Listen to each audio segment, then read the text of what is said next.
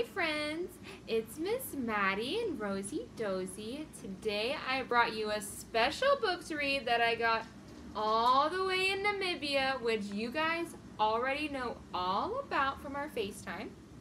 So I'm going to be reading to you The Wild Fluffalump.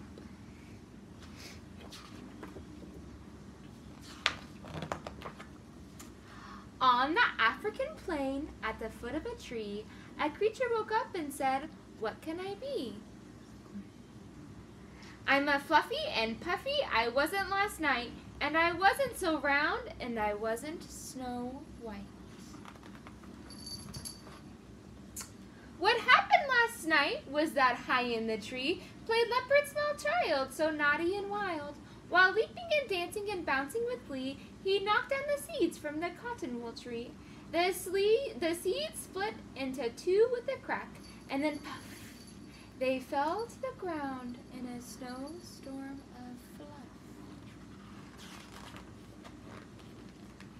The creature said, puzzled, "While I was asleep, something happened to make me all soft like a sheep. I don't recognize who I am, not at all. Do I walk? Do I roll? I'm a giant white ball. I might be a bird, or maybe a mammal, or a snake, or a fish, or a bee, or a camel." The meerkats came up and inspected the thing. They patted and poked and asked, "Can it sing?" "It's puffy and fluffy and looks like a bump. We know what it is. It's a wild Fluffalump." "A Fluffalump? Nonsense! There is no such thing," said Eagle, who poked it quite hard with her wing. "It's a bird," said the buffalo, giving a snort. "But it can't be an ostrich. Its legs are too short." The lion stretched out his paw, found a leg, and then said, "It's thick like a tree, and it's heavy as lead." "It isn't a tree," the hyena giggled. "I gave it a poke, and it squeaked and it wriggled," said Fluffalump, turning to cheeky hyena. "Phew! You need a bath, and your teeth could be cleaner." The vulture complained, "Too much fluff and no fat. Even if I was starving, I wouldn't eat that." The bush baby said, "Well, perhaps it's like me, all fluffy and soft. Does it live in a tree?" Rhino, my favorite animal, Rhino gave it a push and said, "On the whole, it seems to be round, but why won't it roll?" Along came Giraffe. She started to laugh. She poked with her nose and exclaimed, "It's got toes."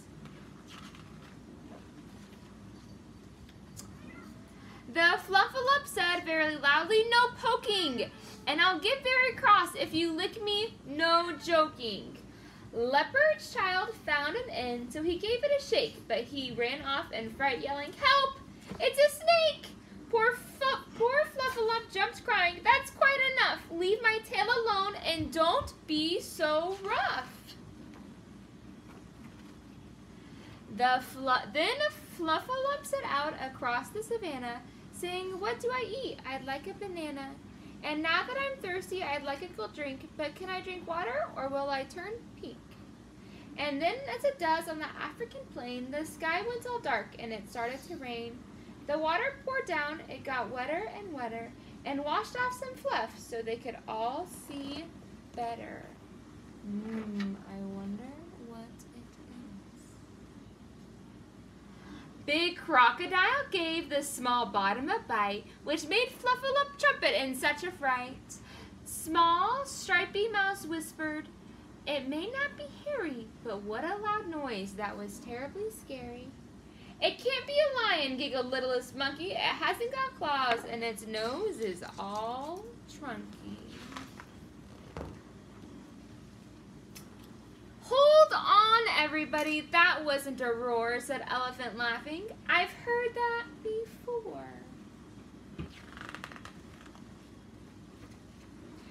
And picking it up with her elegant trunk, she went to the lake and she gave it a dunk. She took it and shook it and sprayed it with water until finally Fluffalump looked like it oughta. Look, shouted Fluffalump, look, I'm a mammal, not a fish or a bird, not even a camel. And when Elephant asked, were you lost in the wild? Of course not, he cried, I'm Elephant's child. Then closing his eyes, he collapsed in a heap, saying, now that I'm me, I can go back to sleep. And that's the end. Thank you for reading with me, guys. Bye.